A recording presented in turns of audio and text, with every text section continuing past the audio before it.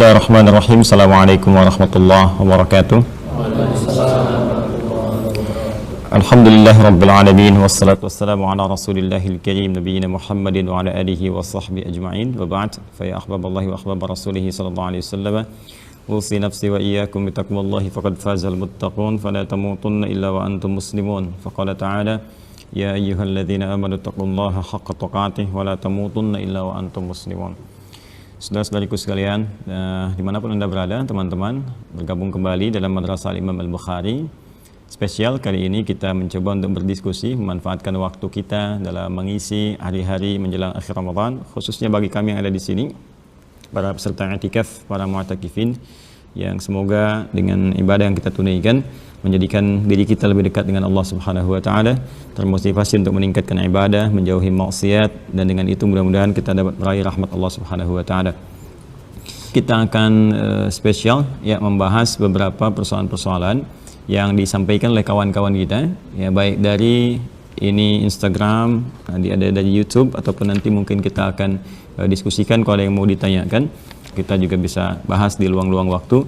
Ada beberapa waktu-waktu yang tidak memungkinkan karena kesempatan yang sedikit, agenda yang cukup padat. Karena itu di sela-sela seperti ini kita coba hadirkan pertanyaan-pertanyaan ini untuk kita diskusikan sehingga menambah pengetahuan kita, sekaligus juga mengaitkan dan mereview ya, melihat kembali pelajaran yang telah kita kaji di masa yang lalu, yang boleh jadi ini ada korelasinya. Jadi sambil praktek yang ngaji begitu gitu ya, pertanyaan itu nggak akan jauh dari dalil-dalil yang disampaikan oleh Al-Quran atau oleh hadis-hadis Nabi Sallallahu Alaihi Wasallam. Karena memang Al-Quran itu saat diturunkan, Allah langsung sampaikan petunjuk kehidupan, pedoman hidup. Ya, Quran surah kedua ayat 185, Syahrul Ramadan alladzi unzila fihil Quran. Kan? Di bulan Ramadan saat itulah diturunkan Al-Quran. Apa fungsinya? Hudal linnas. Ya, hudal linnas, sebagai petunjuk, pedoman hidup bagi seluruh manusia. Jadi semua kegiatan manusia itu petunjuknya dari Al-Quran. Penjelasan tafsirnya dari Quran itu ada di hadis-hadis Nabi Sallallahu Alaihi Wasallam. Praktikalnya ada di kehidupan, ya, masa orang-orang yang mendapatkan pencerahan dari Nabi yang diwariskan kepada generasi setelahnya sampai ke kita. Jadi semua kehidupan manusia itu petunjuknya ada di situ. Jadi nggak ada di Islam pertanyaan yang nggak bisa dijawab, itu nggak ada. Selalu setiap pertanyaan itu ada jawabannya. Makanya setiap ada persoalan apapun yang terkait kondisi apapun, Anda buka Al-Quran, Anda temukan. Anda pengen tahu tafsirnya, tafsir itu kan detil kan. Jadi kalau di Quran kan gambaran-gambaran umum yang disampaikan. Ada yang detil kalau pokoknya itu sangat jelas, seperti tauhid, harus detil. Ya, makanya ayat-ayat tauhid itu detil sifatnya supaya tidak ambigu. Ya, qul huwallahu ahad, Allahus samad, lam yalid wa lam yulad wa lam yakul lahu kufuwan ahad. Katakan hanya Allah satu-satunya Tuhan yang esa. Makanya belum pernah kan dengar ada perkataan ulama begini, terjadi perbedaan pendapat tentang keesaan Allah. Nggak ada kan? Ya, jadi ayat-ayat tauhid itu sifatnya mutlak gitu, harus jelas. Ya, kalau kita bertuhan nggak jelas, banyak perbedaan pendapat, maka ibadah kita nggak akan fokus, ya kan? Dan kekuatan iman kita pun akan naik turun gitu ya. Nah, karena itu penting bagi kita mencari ilmu pengetahuan untuk menguatkan keyakinan kita kepada Allah, ya, untuk paham itu. Adapun hal-hal dalam konteks kehidupan, jadi kayak tadi ada tauhid, ada ibadah, ada muamalah. Dalam konteks muamalah semua ada. Nggak percaya silakan cek. Hubungan dengan diri kita sendiri ada ayatnya, ada hadisnya. Hubungan dengan orang tua ada ayatnya, ada hadisnya. Hubungan dengan pasangan hidup, ya, istri dengan suami ada ayatnya, ada hadisnya. Hubungan dengan anak-anak ada ayatnya, ada hadisnya. Hubungan dengan tetangga ada ayatnya, ada hadisnya. Itu dibagi lagi. Di rumah tangga kan fikirnya rumah tangga. Ya, dengan sekitaran apa hubungannya? Apakah bisnis? Ada ayatnya. Bahkan di Al-Bukhari nanti ada kitabul buyu', gitu kan. Dan lain-lain juga ada kitab tentang jual beli, ya, tentang bisnis. Kemudian di pemerintahan ada kitabul imarah, ada, bahkan contohnya banyak. Ya, seperti apa modelnya? Pemerintahan Nabi Musa ada, pemerintahan di masa Nabi sebelumnya juga ada, ya. Nabi Yusuf ada, yang mau jadi menteri kan ada, perdana menteri ada, sampai puncaknya di masa Nabi Muhammad sallallahu alaihi wasallam. Semua ada. Ya, bayangkan dari, kebayang nggak? Belum ya? Dari mulai bangun tidur sampai tidur lagi ada. Cuma di Islam. Bahkan itu lekat dengan bimbingan doanya. Silahkan cek, dari bangun tidur doanya ada. Sampai mau tidur lagi ada doanya. Antara doa bangun tidur dengan mau tidur beda kan? Coba kalau mau dibuat oleh manusia mana yang sanggup menghadirkan doa, ya, menyusun gitu kan dari bangun tidur sampai tidur lagi semua kegiatan manusia. Karena itu sering saya katakan ini mustahil. Mustahil Islam itu rekayasa buatan manusia, mustahil Al-Quran itu buatan manusia, mustahil apa yang disampaikan Nabi Sallallahu Alaihi Wasallam mereka kehendak Nabi sendiri. Makanya tegas Allah menyampaikan, wa ma yantiqu anil hawa in huwa illa wahyu yuha. Apa yang disampaikan oleh Rasulullah SAW adalah petunjuk Allah Subhanahu wa taala. Karena itu mari kita lihat beberapa yang ditanyakan, kita ambil contoh kasusnya gitu kan. Ini nomor 1 ini sudah dibahas yang kemarin kita ketemu. Ini nomor 2 dari akun azans.salafi 0411. Assalamualaikum Ustaz. Waalaikumsalam warahmatullahi wabarakatuh. Semoga Ustaz dan keluarga beserta jajaran kru selalu dalam lindungan Allah Subhanahu wa taala. Amin. Baik, semoga beliau juga diberikan kesehatan oleh Allah, lindungan, dan kita semuanya insyaallah dilindungi Allah Subhanahu wa taala. Kalau perlindungan Allah itu kita sedikit ya. Perlindungan Allah yang paling tampak apa? Yang paling terasa. Orang tuh membayangkan kalau dilindungi Allah itu gambarannya kalau ada gangguan langsung dapat perlindungan, ya. Bahasa melindungi itu kan gambarannya demikian ya. Padahal ingat, gangguan terbesar itu dari mana? Setan. Innahu lakum aduwwum mubin. Itu setan tuh musuh yang paling nyata. Ya, dan sifat musuh kan mengganggu. Ya, sifat musuh apa? Mengganggu. Jadi setan tuh memberikan waswas. Waswas tuh mengaktifkan sel fujur. Ya, dorongan negatif dalam diri kita yang tadinya oleh Allah ditempatkan untuk menjadi katalis. Ya, untuk mempercepat munculnya sifat baik. Jadi ada fujur namanya, sifat lawan dari takwa. Di Quran surah 91, ya Asy-Syams ayat 7 sampai 10. Wa nafsin wa ma sawaha fa alhamaha fujuraha wa taqwa. Jadi kalau takwa itu puncak-puncak sifat baiknya, jujur di sini ada ya, sabar gitu, rendah hati, ya tawadhu itu. Nah, ada lawannya saat bersamaan. Jujur lawannya dusta, kan? Rendah hati lawannya sombong, marah gitu kan, ya. Di sini sabar, sini marah yang tidak terkontrol. Nah, yang dijadikan peran oleh setan itu dia mengangkat yang fujurnya. Yang tadinya yang sifat fujur ini sebetulnya untuk menjadi katalis yang takwa supaya muncul. Sebab kalau nggak ada marah, sabar nggak akan muncul. Coba dari mana taunya sabar? Ketika bertahan dalam kemarahan yang tidak terkontrol kan? Ya, coba kalau nggak ada angin, nggak ada hujan, nggak ada macam-macam, tiba-tiba istri Anda mengatakan, atau anak Anda mengatakan, atau teman Anda mengatakan, sabar ya, sabar itu, ya kan? Ya Anda akan respon, kamu kenapa gitu? Ya, jadi harus ada seperti itu, dibuat demikian, bukan ingin menciptakan orang-orang dengan karakter yang buruk, bukan. Asalnya menjadi katalis. Nah, cuma untuk memanfaatkan ini menjadi katalis, takwa harus dilatih, maka muncullah ibadah. Karena itu ibadah itu didesain oleh Allah itu salah satunya untuk menguatkan sinyal takwa. Ya, karena itu ditemukan dalam Al-Quran, perbuatan-perbuatan baik dalam bentuk ibadah, itu kalau nggak diawali, diakhiri dengan takwa. Kita sholat misalnya, kan awalnya takwa dulu. Dzalikal kitabu la raiba fihi hudal lil muttaqin. Siapa muttaqin orang takwa? Alladzina yu'minuna bil ghaib wa yuqimunas shalah. Jadi untuk mendapatkan takwa, kita sholat. Supaya sifat baik itu muncul. Makanya di antara fungsi sholat itu, kata Quran surah 29, ayat ke-45, Innas sholata tanha lil fahsyai wal munkar. Ya, jadi kalau orang salatnya bagus, ya dia bisa mencegah dari perbuatan keji dan munkar. Ya, puasa, kita sekarang puasa nih. Tujuan puasa apa? Membangkitkan sinyal takwa. Ya, ya ayyuhalladzina amanu kutiba alaikumus shiyam kama kutiba alal ladzina min qablikum la'allakum tattaqun. Al-Baqarah 183. Nah, cuma kalau ibadahnya malas ibadah, jarang baca Quran, ya jarang salat, jarang puasa dan sebagainya. Ini dimanfaatkan oleh setan, nanti takwanya lemah, lawannya naik. Kan rumus hidup begitu. Kan selalu keseimbangannya begini. Kalau soleh naik, salah turun. Kalau salah naik, soleh turun. Ya, orang tuh biasa begitu saja. Semua akan nempel ke dalam perangkat tubuh kita, rumusnya begitu. Mata selalu melihat yang baik, maka pada yang jelek kita akan anti. Nggak mau ngelihat yang jelek. Kita palingkan, nggak enak ngelihatnya. Tapi kalau terbiasa melihat yang haram, yang jelek-jelek, yang halal, yang baik-baik, akan anti juga. Ya, nggak enak, lihat ulama nggak enak, lihat Quran nggak enak, lihat orang ke masjid nggak enak, gitu kan? Lihat masjidnya juga kok tiba-tiba jadi marah, gitu kan? Padahal muslim mungkin boleh jadi, tapi karena sering dipakai maksiat, jadi matanya nggak peka kepada kebaikan. Ya, telinga, lisan sampai ke ujung kaki demikian. Konsepsinya seperti itu. Nah, setan mengaktifkan itu supaya muncul ke permukaan. Ya, muncul digoda. Nah, ini adanya di nafas. Nafas adanya di kolbu. Kolbu adanya di sudur. Sodrun, ya, jamaknya sudur. Makanya di surat An-Nas, ya alladzi yuwaswisu fi sudurin nas. Nah, gangguan setan yang paling utama, dia akan mengganggu kan? Mengajak hamba, mengajak anak cucu Adam untuk berbuat maksiat. Ya, pokoknya bagaimana caranya menjauh dari Allah. Tugas setan itu cuma satu, bermaksiat. Ya, tugas setan bermaksiat supaya punya teman. Ya, supaya punya teman untuk membuktikan kesombongan dia di hadapan Allah Subhanahu wa taala bahwa dia bisa menaklukkan anak cucu Adam. Ya kan? Maka sebanyak mungkin bermaksiat, maksiat. Ya, kalau nggak dari diri kita, nanti dari luar kita. Bisa dari keluarga terdekat, kan? Nanti terjauh, semua pokoknya supaya maksiat saja. Nah, perlindungan terbesar Allah kepada kita itu menjaga diri kita dari perbuatan maksiat.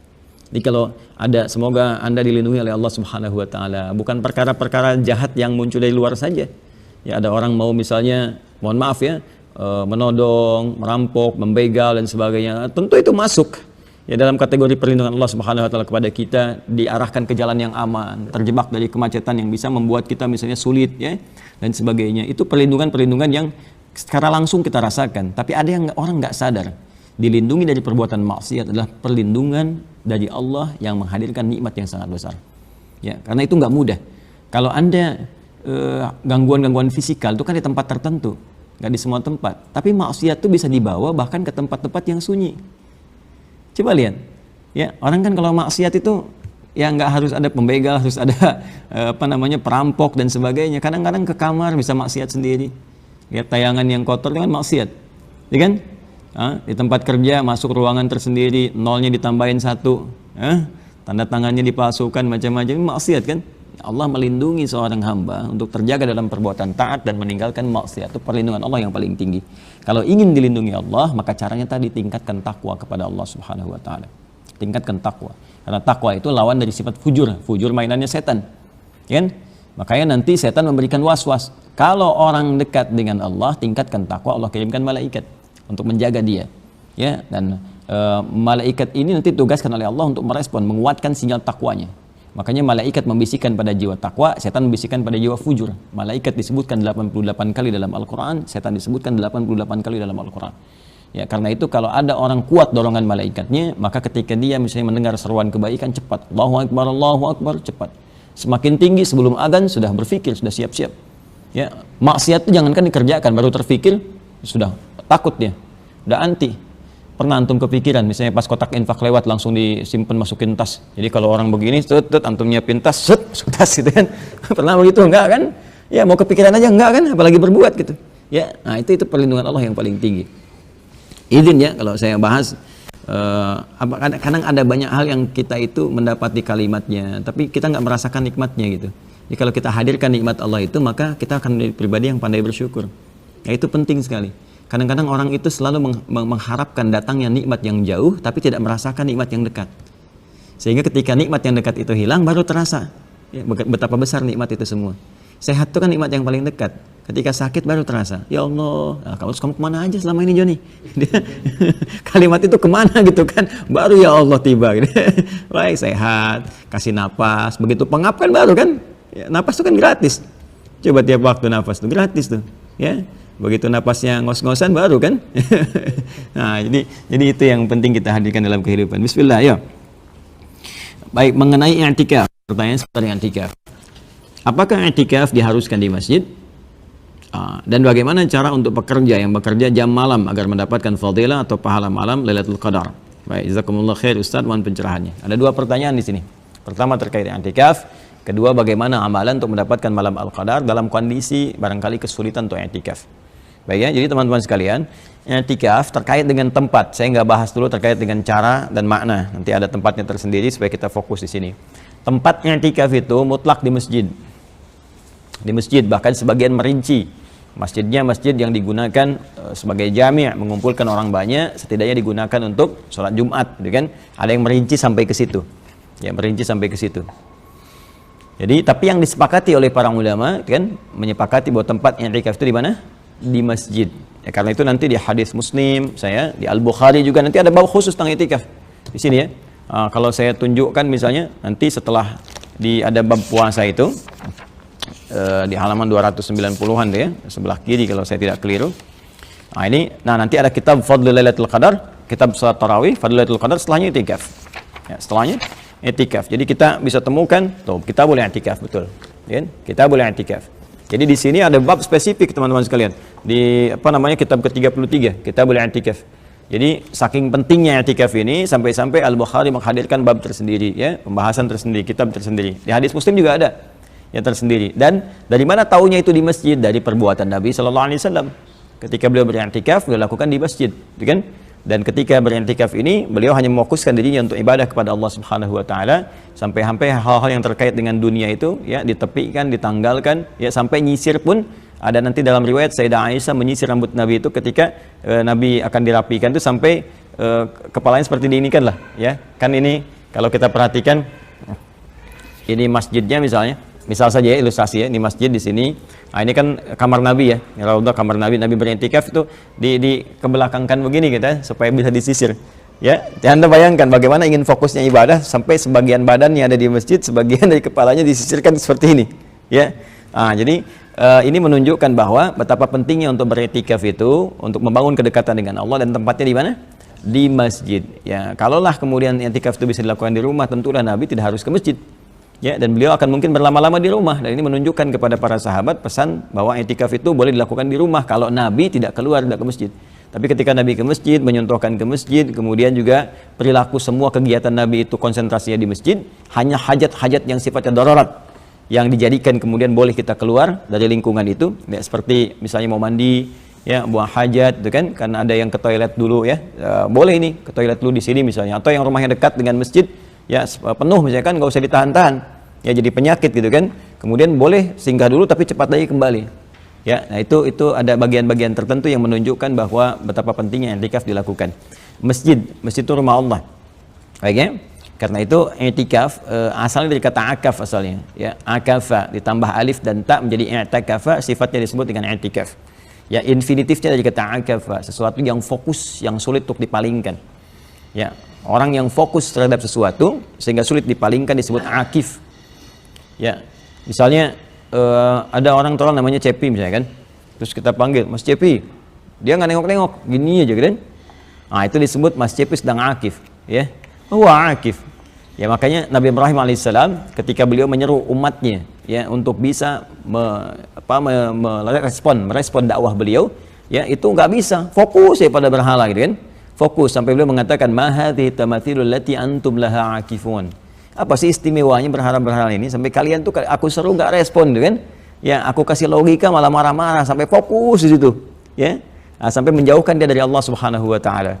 Maka kalau kita ingin menjadikan satu proses yang serius, ya, proses yang sungguh-sungguh untuk memalingkan fokus, menjadikan diri kita terfokus kepada Allah, hanya Allah saja dalam kehidupan, sehingga yang lain tidak memberikan beban kepada kita, ya, itu tambah alif dan ta, alif di depannya, tak sebelum akhirnya, jadi menjadi i'takafa, kan, i'takafa. Maka yang tadi akafa jadi i'takafa, sifatnya disebut i'tikaf, usaha yang serius dan sungguh-sungguh untuk membangun fokus hanya kepada Allah saja, ya. Kepada Allah tuh maksudnya bukan nanti di masjid, ya, bukan begitu. Semua kegiatan kita itu berada dalam naungan ibadah kepada Allah. Makan, kita niatkan ibadah. Makanya kalau makannya niatnya karena Allah, nggak akan mencari makanan yang tidak Allah sukai. Bekerja karena Allah, dapat dunia ya pasti dapat. Ya, semua bekerja itu pasti dapat lah. Cuman bedanya nanti rezekinya halal atau haram, berkah atau tidak. Ya kan? Ya, itu kan dalam fikih begitu, halal atau haram, berkah atau tidak. Boleh jadi halal bisa, halal kan tidak melanggar ketentuan, nggak mencuri, nggak apa kan, non muslim juga bisa mendapatkan itu. Ya, tapi nanti berkah atau tidak, ya. Berkah atau tidak, berkah itu bertambah nilai kebaikan, ada pahalanya, atau cuma dunia saja. Kan? Nah, ada yang sifatnya halal haram dalam perkara fikih yang mutlak, makanan misalnya kan, ada yang haram, ada yang halal. Nanti rezeki yang berkah itu diarahkan pada kebaikan. Kalau kita kerjakan karena Allah, itu semua terjaga nanti. Pekerjaan baik, ya, dan terarah, menjauh dari maksiat, rezekinya diberkahi, selalu tercukupi, bahkan lebih. Padahal gaji mungkin berapa, pendapatan berapa, itu kan? Banyak pendapatnya dibandingkan pendapatannya gitu kan. Cuma apa yang dia hasilkan dalam kehidupan itu berkahnya banyak, sehingga nyaman saja hidupnya. Ya, nggak banyak beban gitu. Ya, beban kehidupan, ujian, sudah di kampus ujian, beban hidup lebih banyak gitu kan ujiannya. Jadi pas dosen bilang kita hari ini ujian, maaf Pak saya tidak ikut. Kenapa? Udah banyak ujian hidup. Jadi yang kayak gitu tuh nggak akan muncul apapun itu. Ya, nikmat gitu keadaan hidupnya. Jadi itu butuh latihan. Latihannya kemana? Ya ke pemilik kehidupan. Datanglah kita ke rumahnya, datang ke masjid. Yang paling cepat begitu kan?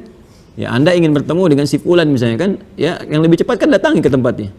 Ya kan? Sampaikan hajat Anda, ya, bangun komunikasi yang baik. Nah, kita ingin mendapatkan rahmat Allah, dapat kebaikan, Allah kasih jalan. Datang ke masjid, kenakan pakaian terbaik. Ya bani Adam khudhu zinatakum 'inda kulli masjid. Ketika ada seruan dari masjid, panggilan dari masjid, datang. Di antara seruan ke masjid itu melalui i'tikaf, datang. Ya, kenakan penampilan terbaik kita, fokus dalam ibadah, ya, sehingga atur waktu dengan baik, kapan waktunya tidur, kapan waktunya ibadah. Tidur pun itu kalau diniatkan i'tikaf saat masuk, itu masuk ibadah itu. Jangan main-main, tapi bukan tidur yang keberlangsungan sifatnya. Ya, jadi habis subuh tidur nunggu buka gitu kan, setiap waktu sholat baru bangun. Ngapain itikaf? Nggak ngaji kamu, udah di mimpi. Jadi nggak begitu sifatnya ya. Walaupun nanti ada yang unik juga, tapi nggak harus semua sama begitu. Ada orang unik ya, dipuji alim baik gitu kan, dia tidur banyak, disoal orang lain. Begitu disoal lama membelanya, orang itu tidurnya beda gitu kan. Waktu ditanya, kamu kenapa banyak tidur? Aku tuh meniatkan tidur supaya terhindar dari maksiat kepada Allah Subhanahu wa taala. Aku nggak mau maksiat. Ya, karena ketika aku bangun, aku khawatir mataku melihat yang salah, telingaku mendengar yang salah gitu kan. Jadi daripada dipakai yang salah dengan tidur, lebih selamat katanya. Nah, tapi kondisinya kan beda, dia pekerjaannya apa? Aktivitasnya apa? Kalau kita bisa memilih berjuang dengan pendengaran kita, penglihatan kita, lisan kita, kaki kita untuk berjuang mengalahkan nafsu kita, di situ ada pahala lagi. Ya, kalau tidur kan berarti nggak dipakai ini ya, untuk berjuang. Ya, jangan dikira nggak ada pahalanya ketika mata dipalingkan dari maksiat. Ada seperti mata dipakai untuk taat, ada pahalanya. Ya, telinga dipakai untuk maksiat, ada dosa. Berarti kalau dipakai untuk taat ada pahala. Bukankah saat kita baca Quran dengan lisan kita ada pahala kan, setiap hurufnya 10? Ya kan? Sama saja ketika mencela orang ada dosa di situ kan? Nah, sekarang kalau tidur lisan nggak dipakai, ya kan? Berarti nggak ada pahala melekat pada lisan, melekatnya pada tidurnya. Yang dihukumi niatnya, gitu kan? Ya, jadi artinya orang berjuang dengan perangkat tubuhnya itu memungkinkan dia mendapat pahala lebih banyak dibandingkan dengan diam. Gitu cara memahaminya. Sehingga nanti jangan disimpulkan kalau gitu tidur aja habis ini, gitu kan? Nah, itu cara berpikir yang pendek sifatnya. Ya, jadi harus luas pembahasannya supaya kita mengerti. Nah, kembali kepada tadi, jadi syarat itikaf dilakukan di mana? Di masjid. Ya, di luar masjid tidak ada i'tikaf. Makanya ada yang sangat detail sekali, karena Nabi di masjid maka musholla pun tidak masuk dalam kategori i'tikaf. Ya, kalau kita mau ambil esensinya boleh. Esensinya itu fokus. Kita tarik kegiatan untuk fokus kepada Allah. Misalnya di masa pandemi ini ada beberapa masjid yang tutup misalnya kan. Tutup dalam pengertian bukan hilang kegiatan tapi terbatas sekali. Ya, hanya pada pengelola masjid saja misalnya, atau adzan, iqamat, salat terbatas ya, karena daerah-daerah merah, daerah-daerah sulit misalnya kan. Nah, jangan dipaksakan dalam kondisi itu. Tarik esensinya. Bawa ke rumah, sediakan satu ruangan dan sebagainya gitu kan, untuk bisa fokus kepada Allah Subhanahu wa taala dalam beribadah. Ya, bisa saja, tapi nggak dihukumi i'tikaf. Ya, dihukuminya kita fokus saja untuk ibadah di situ. Ya, cuma kita dapat esensinya. Dan ada perbedaannya ya, kalau ke masjid kan perangkatnya perangkat yang mendukung kita untuk ibadah. Kayak semalam kita bahas suhbatus salihin, ngelihat orang-orang saleh gitu kan. Antum mau tidur lihat orang lain sholat, ya kan malu sendiri kan? Ya. Anda mau main-main handphone, yang lain baca Quran, malu sendiri. Tapi di rumah tantangannya apa yang dilihat?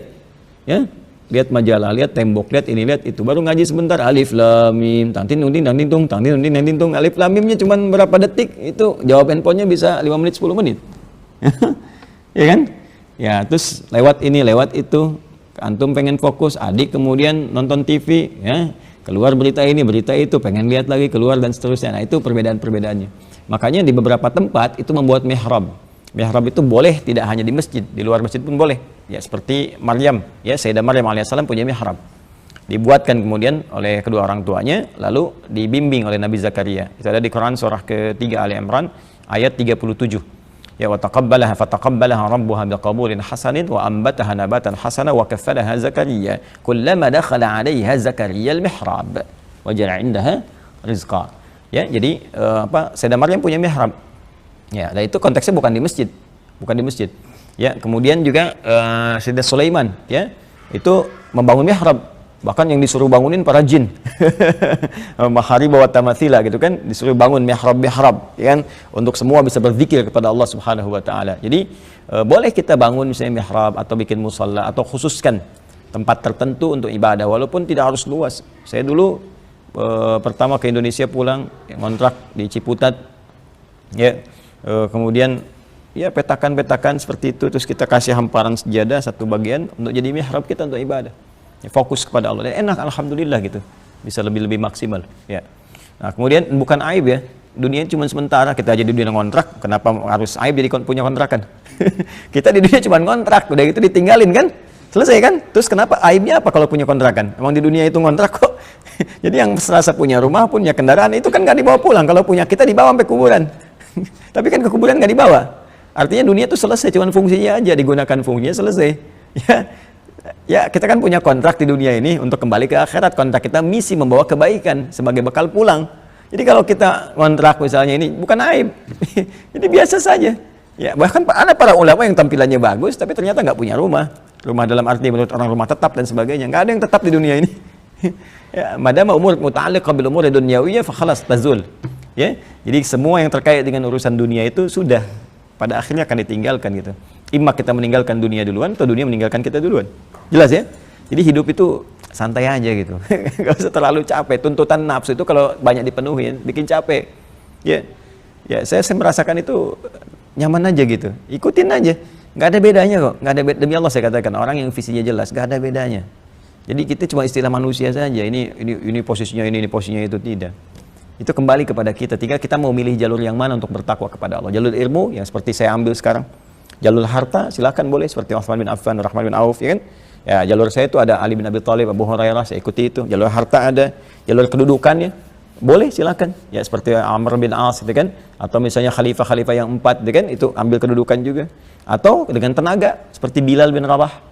Bilal adzan, Allahu Akbar, dan begitu selesai adzan Nabi komennya di like sahabat, di share tabi'in, nyampe ke kita. Kata Nabi apa komennya? Aku dengar suara terumpah Bilal di surga. Bilal sederhana, wih adzan masuk surga, ngapain bisnis? Ngapain bisnis katanya? Saya nggak mau kedudukan, nggak mau harta, hidup aja buat pulang katanya kan. Adzan masuk surga, ya udah konsisten adzan aja. Makanya fikih marbot belum pernah ada kan?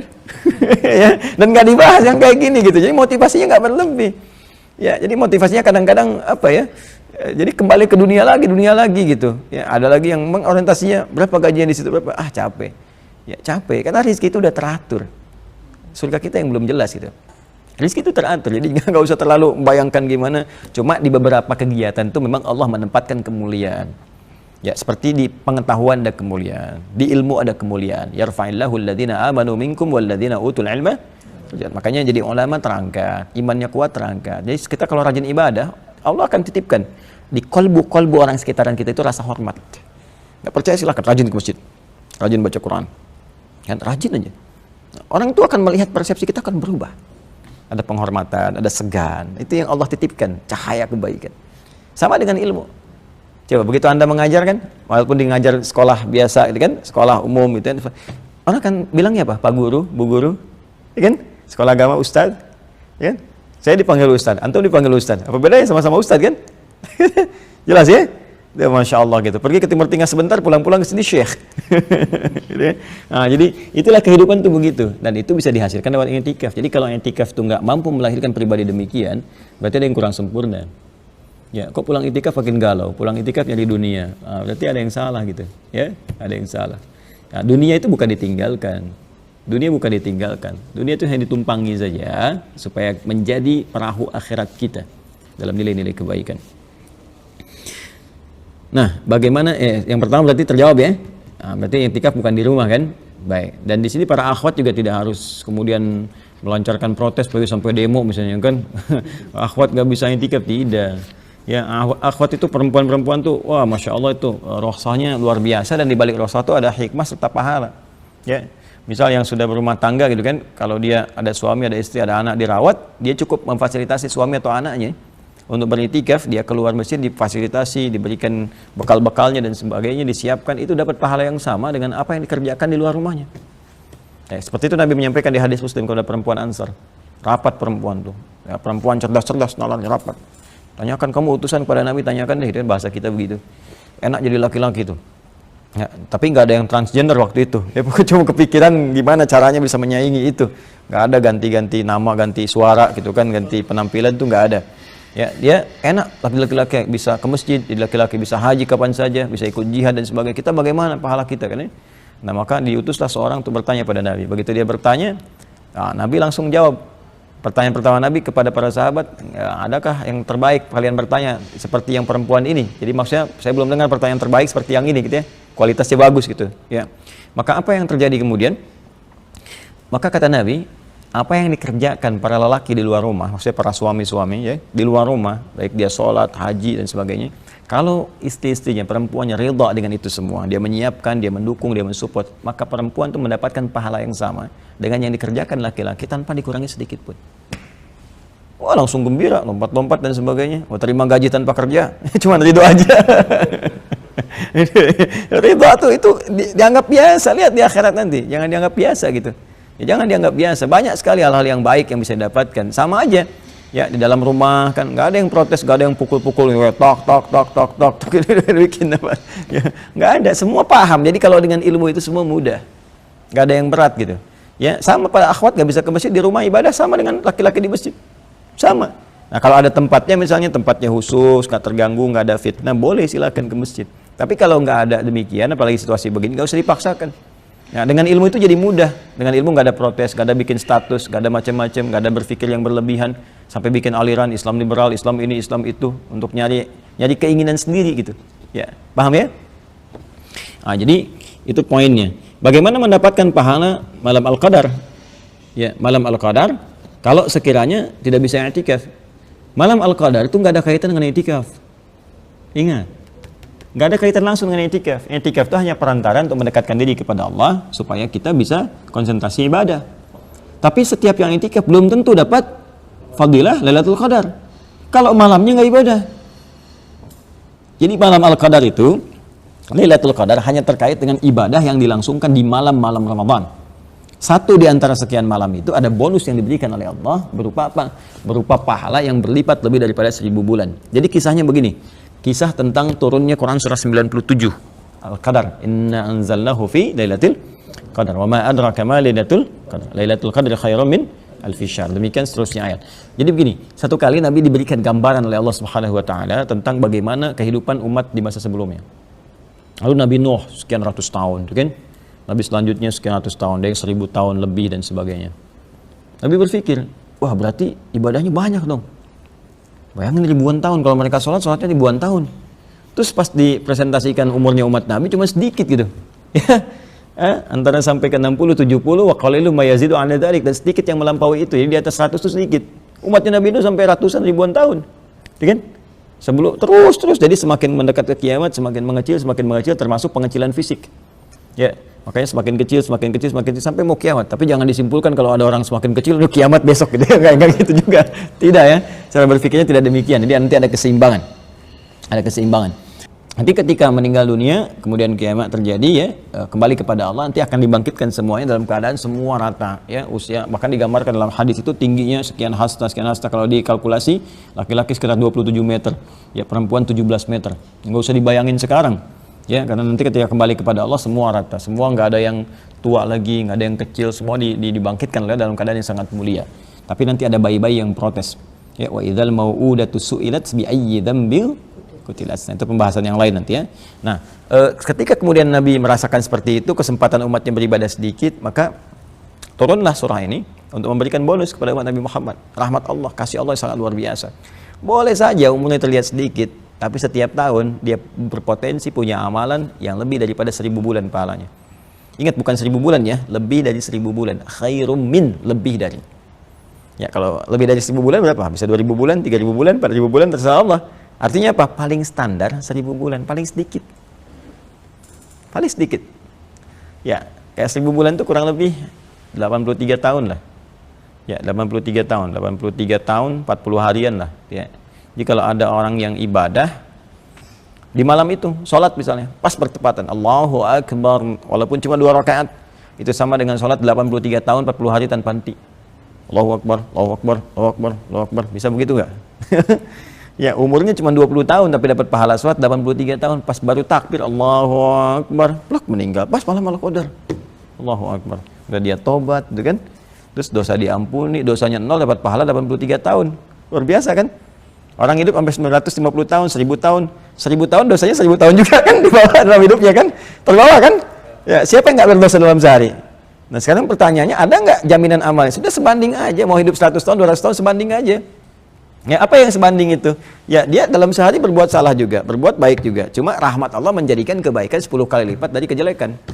Ya, supaya rahmat Allah turun. Allah tuh kurang rahmat apa lagi tuh? Kalau kita mengerti tentang fikih ini, maka kita akan terus katakan fabi ayyi ala'i rabbikum tukadziban. Karena begitu mengerjakan kebaikan 10, salah 1. Nutupin kan?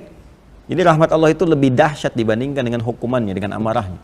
Ya, tapi kalau orang nggak dapat rahmat Allah, yaitu karena kekurangan dirinya. Kekurangan yang dimaksudkan ya keterlaluan gitu. Allah udah tawarkan begitu, nggak dia dapatin juga, nggak berusaha juga. Nah, ini malam Al-Qadar ini spesial untuk menyusul umat-umat sebelumnya, diberikan keutamaan, diberikan kebaikan. Karena memang umat Nabi Muhammad ini spesial. umat dulu beriman, wajar. Nabinya ada. Lihat nabinya langsung. Ya, tapi mereka masih ingkar juga. Kebayang nggak umatnya Nabi Musa? Itu Musanya ada, tongkatnya ada, dibelahnya kelihatan, Fir'aun ditenggelamkan, dilihat oleh mata kepalanya sendiri. Masih kufur juga. Gitu. Terus ikut Nabi Musa tuh. Ya, diberi anugerah oleh Allah, masuklah ke kota ini. Ya, emang ada gangguan sedikit, tapi dengan masuk aja, kalian nanti akan berhasil. Nggak mau masuk juga, apa jawabannya? Buka Al-Maidah ayat 24. Ya, paling kiri sebelah atas. Qalu ya Musa, inna lan nadkhulaha abadan madamu fiha. Ya, fadzhab anta wa rabbuka faqatila innaha huna qa'idun. Musa, nggak mau ah. Ada preman malas di situ. Kamu aja dengan Tuhan kamu pergi ke sana, perangi dulu mereka. Kami duduk di sini, kalau menang kasih tahu. Tuh, bayangin, kebayang nggak? Nabi Isa kurang apa mujizatnya? Ya, sentuh penyakit sembuh. Ya, dengan izin Allah disebutkan hidup dengan izin Allah, Allah yang kemudian hidupkan. Semua kebaikan di depan matanya dicari-cari mau disalib. Umat Nabi Muhammad kayak kita ini nggak lihat nabinya beriman, nggak lihat nabinya, bahkan mungkin dalam mimpi belum tentu melihat nabi, masih beriman. Itu luar biasa gitu, itu luar biasa. Makanya Allah kasih rahmat banyak sekali untuk umat ini. Umat Nabi Musa ada najis disobek dulu, ya nggak bisa dibersihin, sobek najis di lutut, sobek situ baru suci. Kita tinggal dibersihin, fikih 3 cara, hilang warna, hilang bau, hilang rasa, ya kan? Warna hilang, cuci hilang. Bau tinggal dicium. Rasa gimana tuh? Nah, kotoran kucing dilepas gitu kan, nempel. Warna hilang, bau hilang, rasa gimana? Hah? Jilat tuh yummy, enggak kan? Hah? Enggak kan? Ya, itu ada feeling namanya.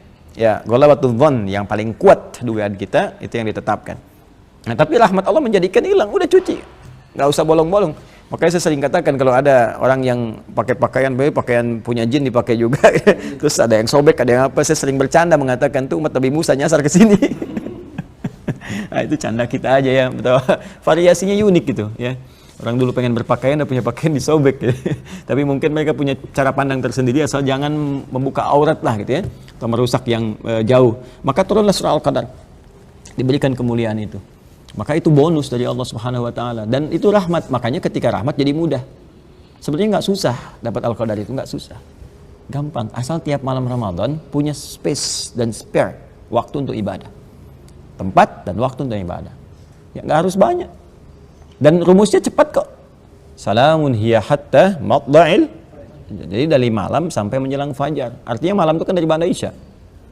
Ya, asal kita nggak banyak berbuat maksiat, dari ba'da Isya kita sholat Isya, tarawih. Ya, terus jangan maksiat tuh, hati-hati. Kita coba yang maksimalkan, ngaji Quran dulu setelah tarawih, gitu kan? Istirahat, malam cuma bangun, ya sebelum fajar lah bangun, sebelum sholat sahur, 2 rakaat sholat, gitu kan? Ya, 2 rakaat sholat, udah selesai itu, udah itu kalau konsisten tiap malam, dapat kita insya Allah, tiap malam, gitu aja tiap malam, lakukan. Ya kita mengejar ini di akhir-akhir untuk fokus. Boleh jadi turun di malam-malam terakhir, tapi juga bisa turun di awal, di akhir tuh lagi nyari malam Al-Qadar tuh. Cuman kecepatan kawan kita. Ya alhamdulillah. Jadi poin jelas ya. Nyambung pemirsa? Tidak, karena di belakang kamera ada yang berusaha mendapatkan malam Al-Qadar lebih cepat. Baik, jelas ya? Alhamdulillah. Jadi kalau di sini dia mengatakan bagaimana bisa mendapatkan pahala malam Al-Qadar, sedangkan dia nggak mampu itikaf. Gampang, dia sedang shift malam, baca Quran malamnya. Tadarus, sambil jaga ulang-ulang, nggak harus mencari yang nggak hafal. Murojaah yang nggak hafal gimana? Nggak hafal di murojaah.